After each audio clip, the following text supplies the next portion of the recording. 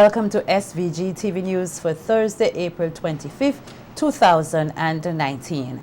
I am Jennifer Richardson with the details.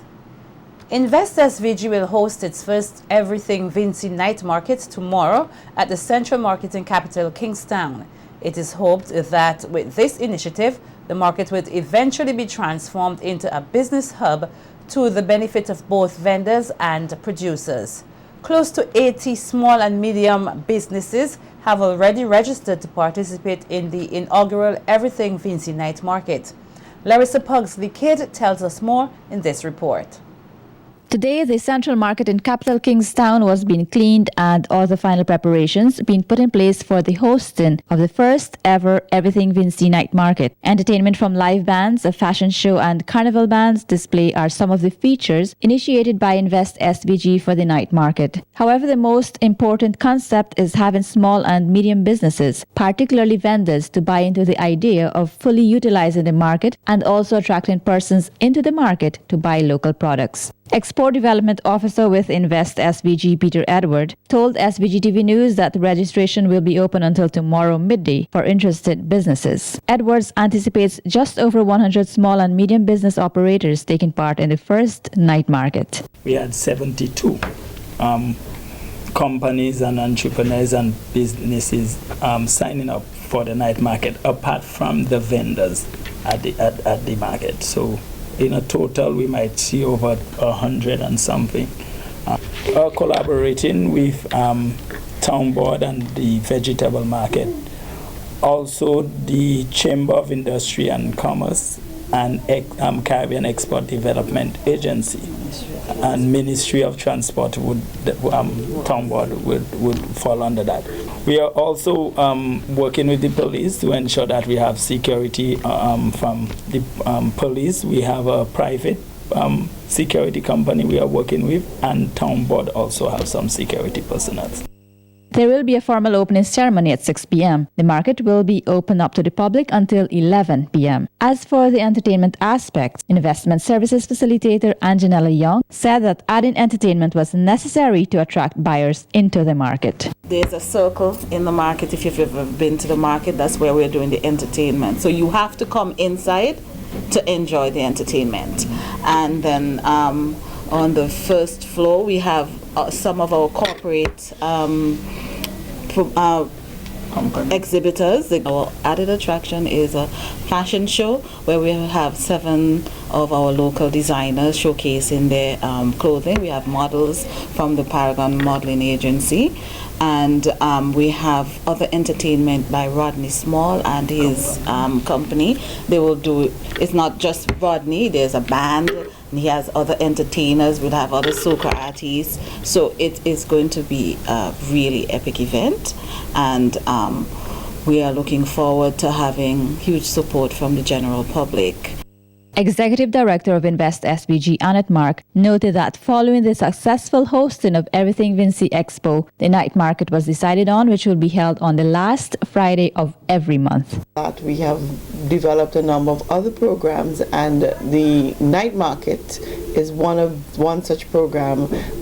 In creating a platform for small to medium businesses, local entrepreneurs, persons with innovative ideas to actually showcase their products and services. So the night market is tomorrow, and we're bringing the market back to life. We are going to be there every last Friday of every month, and every month we'll have something new to showcase. Reporting for SVG-TV News, Larissa Pugsley-Kidd. Several youth ambassadors from across the Caribbean are currently in the state for a 2-day youth forum, which commenced today at the Haddon Hotel.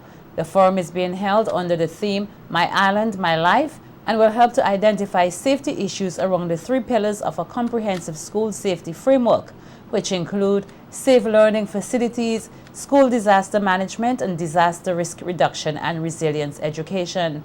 The forum is being held ahead of the Caribbean Safe School Ministerial Forum, slated for Monday, April 29th. The Ministerial Forum is designed to update the regional roadmap on school safety to monitor the accomplishments and challenges of the program, create awareness, and promote participation of the youth on issues relating to school safety and disaster management.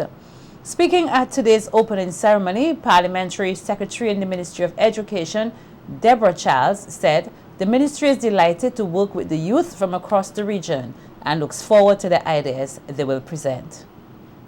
It is indeed a pleasure to host you, the youths of our Caribbean region. I know that you have a number of ideas that you would want to share with us as you participate in these 2 days. I'm hoping that I would be able to jump in later on today and perhaps tomorrow at some point, because I recognize that young people have very, very interesting ways of doing things.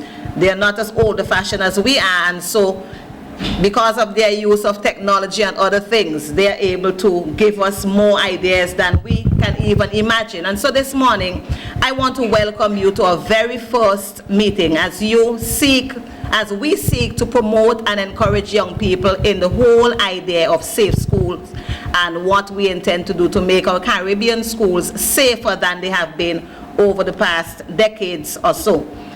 I want to especially welcome our UNESCO and other agencies who are here with us to work along with these young people. I know that you're going to have a very good time in St. Vincent. Adolescent Development Specialist with UNICEF, Elaine King, said the youth are among those who are affected by issues of school safety, and their input will be useful going forward. She spoke of some of the activities the youth ambassadors will be engaged in during the 2-day forum. Okay, we'll work with you as a group together to explore your understandings, concerns, suggestions with respect to school safety. And today we actually will be visiting just up the hill here, Intermediate High School, and have some discussions with the students about school safety, focusing on the 3 core areas, which is safe learning facilities, school disaster management, whether they have plans, school plans, whether they have drills, how students participate in that kind of thing, and risk reduction and resilient education. Those are the 3 areas. And so we'll be soliciting, or you will be soliciting, their perspectives on school safety. Do they feel safe at school? Are they aware of what to do in the event of an emergency, and so on and so forth. You've actually developed the areas, so we'll have that engagement. And you will use this information to explore further key issues around school safety, linking these to the 2030 SVG goals, and including as it relates to other areas like climate change and so on. Youth Ambassador from Dominica, Fire Lander, gives some words of encouragement to his colleagues. It means leave your mark, because certainly all of us are going to die. But the things that we have done and the opportunities that we have taken, we will have left our mark on this world. So we need to go back and become agents of behavior change, ABCs. Don't be afraid to go out of your way to bring out your points and also to bring out your ideas to this forum. We have to be true ambassadors. And to end, we will actually talk about our expectations. At the end of this forum, I personally expect to learn a lot. And at the end, I think we should be able to really say, instead of this theme, my island, my life, but we should convert it to our islands, our lives. Because when rain falls in the Caribbean, we know it doesn't only fall on one island, it falls on multiple. The conclusion and recommendations coming out of the Youth Forum are expected to be presented during the Ministerial Forum on Monday, April 29th. The work being done by the staff at the Mental Health Rehabilitation Center is receiving praise both locally and internationally. The facility was featured last month in the World Health Organization WHO Global Magazine for the first time. Acting Senior Nursing Officer at the Mental Health Rehabilitation Center, Elizabeth Medford, said it is a huge accomplishment. With mental health, we have really begun an education revolution. And we have done so well in our reintegration of mental health into primary care that when the PAHO reps were here last month, we are leading in the Caribbean with the work that we're doing, and we have made it into their global magazine, first ever. It's a great achievement. Not only have we been working with the policemen, but we have been working with 78 youth groups. We have been working with teachers, we've been working with pastors, we have done 3 health fairs, we have had about 4 open days where people come into, and we have had walk in the community, kite flying competition. So we have really been doing a lot of work out there to build up that social support. We have made it into the WHO Global Magazine for the work we're doing in St. Vincent, which is a great achievement for mental health in St. Vincent. Medford said along with ensuring that patients receive the medical care they need, the staff at the center has been working hard to help fight the stigmatization of persons with mental illnesses. There to us, and yesterday, because it was a holiday and town was not congested, we were able to go into Kingston and take up all of our patients that who were in town. They weren't hidden between the crowd.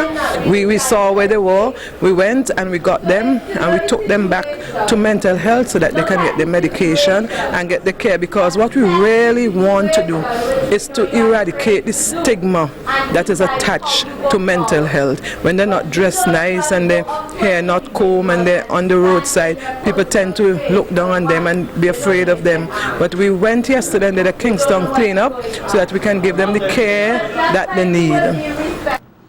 Deputy Director of Grenadine Affairs, Herman Belmar, is asking that whalers be respected, especially by persons who are opposed to whale catching. Belmar said recently some Bequia whalers were stopped from harpooning a whale, noting that such an action infringes on the whalers' rights. Advocates against whaling in St. Vincent and the Grenadines, as far as I know, it's Louise Mitchell pushing the agenda of the St. Vincent and the Grenadines Preservation Fund. I know there are people on Mustique who 2 weeks ago violently, I have to say violently, opposed the whalers harpooning a whale in what they call Mustique waters, because they were escorted out of Mustique waters and the whale was practically chased out of Mustique waters, as they claim, by the Mustique patrol boat and armed guards on the boat. That, in my opinion, is an invasion of the privacy and the invasion of the rights of the whalers. Belmar said there is a proper and an improper way of dealing with issues, and the issue of whaling is an important one which must be dealt with carefully. If the whalers don't know that they're in Mustique waters, then there's decency. There should be decency in dealing with it. Not come with armed guards and harass the whalers and even try to board the whaleboat as pirates. So that is, to me, is something a matter that needs to be seriously addressed. Over the weekend, 2 humpback whales were caught off the shores of Bequia, bringing the number of whales caught for the year to 3. Presently, the whalers of Bequia carry out their historical cultural activity under the International Whaling Commission's regime with a quota of 4 whales per year since 2013. This follows a strict reported mechanism. The quota was reached only once since it was introduced. May 5th is celebrated annually as World Hand Hygiene Day, and infectious disease specialist Dr. Jose Davy is reminding the public of the health benefits associated with this good hygiene practice. Speaking with SVG-TV News, Dr. Davy said studies have proven that good hand hygiene practice remains very effective in preventing the spread of many infectious diseases, using the hospital setting to illustrate her point. Because germs pass through people's hands. And I give you the example of we're practicing medicine, whether it's a nurse or a doctor, and we are attending to patient A. That patient A has a particular bacteria, for example, because it can be virus or whatever else. You touch this patient or the surroundings, the bed, the side table, and then you move to another patient, thereby transferring that bacteria, virus, fungi, whatever it is, to the other patient. And that's why sometimes when you're in hospital, we ask persons not to really congregate as patients, because someone may come in with a respiratory virus, they move around, and the person next to them gets that. They don't wash their hands, they touch the person, and there you go. So that's why hand hygiene is so important for us in the healthcare setting and also for the public. Dr. Davy highlighted some of the risks associated with bad hand hygiene practice and recommends the use of hand sanitizers where soap and water are unavailable. Parasites, that's also common, although we don't have much of an issue with parasites in the Caribbean these days. Not that it does not exist, it does exist, but mostly the viral, the flus. Yeah. Okay, so let's say someone is out somewhere where there's no water, where there's no actual soap. Is there anything they could use to keep themselves, their hands clean? Yes, our good old friendly hand sanitizer. And be sure when you're buying your hand sanitizer that it's alcohol 70% or more. So the ones that are 60%, they're not effective as killing bugs. And the same procedure that we use for hand washing, the same way you rub your hands, we do the same thing with the hand sanitizer. And the brand doesn't matter, by the way, I'm not advertising. All right, and how often should a person wash their hands? So, you exchange money, that's a good point for you to wash your hands because money passes through. Before and after meals, if you're visiting the hospital, before you get there, when you get there, after you've touched someone in the hospital, that's also a good point. Whenever you see your hand is visible dirty, then you wouldn't use the hand sanitizer, you would use water and soap. The infectious disease specialist used the opportunity to illustrate the proper hand washing technique. First thing you do, you remove your jewelry and you're going to wet your hands first. So if there's any visible soil material on your hands, it should fall off at this time. And we recommend liquid soap, the brand doesn't matter. And you're going to lather, beginning in the middle.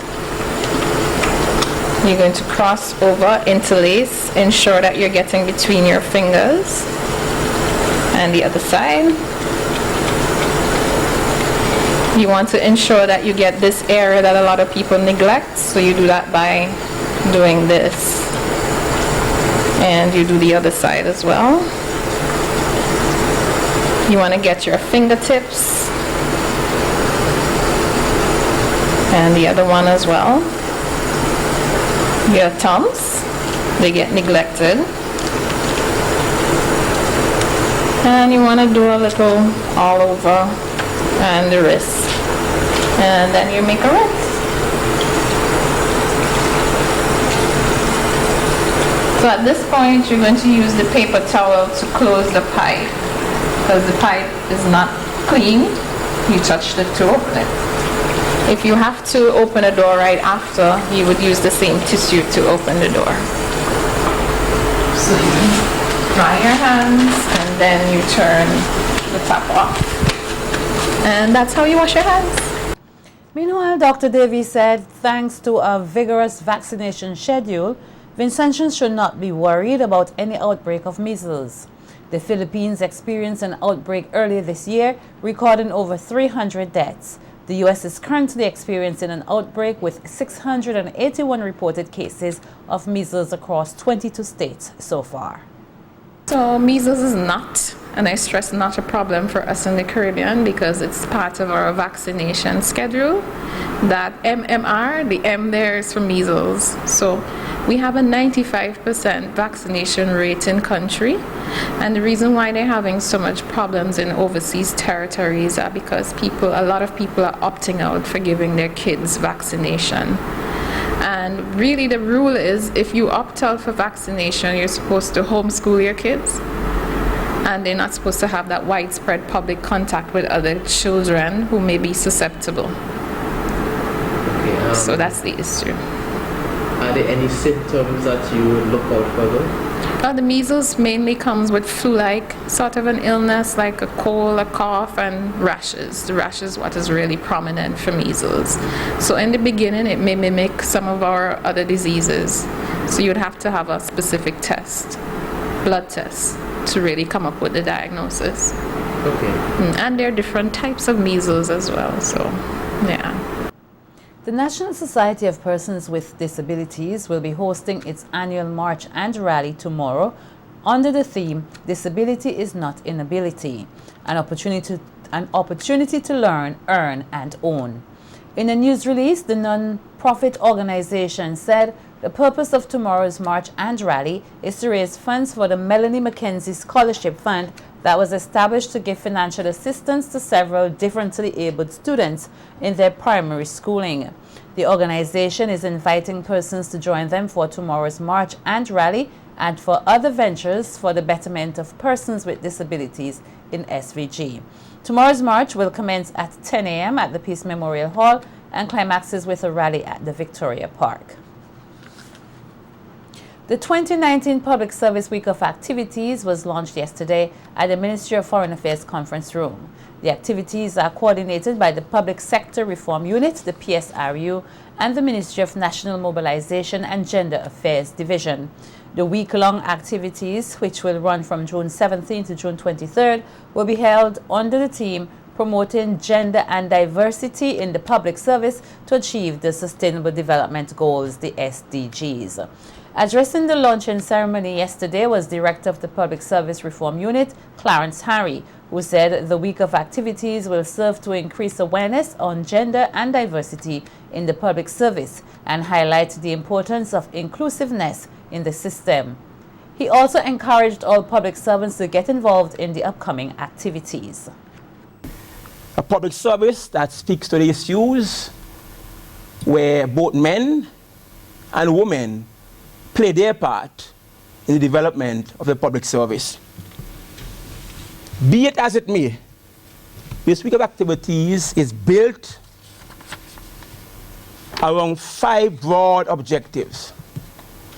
1, creating avenues for the exchange of experiences, ideas, innovations, and good practices in the public service.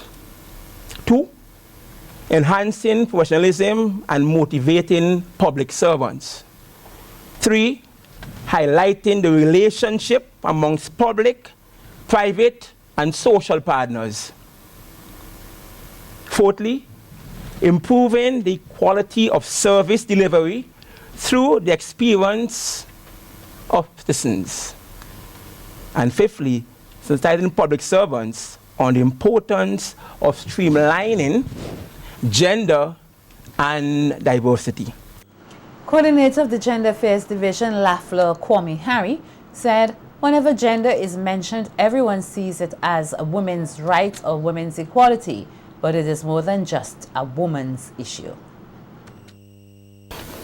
Gender is not a woman's issue, but one which is organizational and societal, and that touches everyone, regardless of age, regardless of the person is a boy, girl, woman, or man. Gender is also cross-cutting, because even though gender equality has a specific goal with targets and indicators in the 2030 UN Sustainable Development Goals, gender and gender equality are directly linked to all of the other 16 goals.